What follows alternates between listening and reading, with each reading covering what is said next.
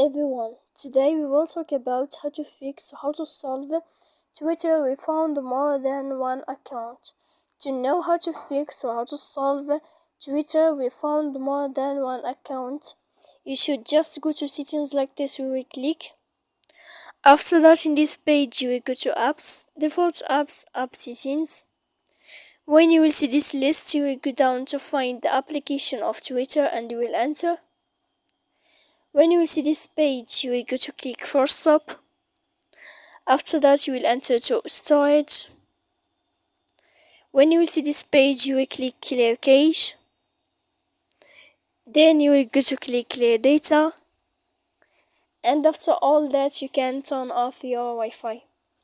So please don't forget to support us by like and subscribe.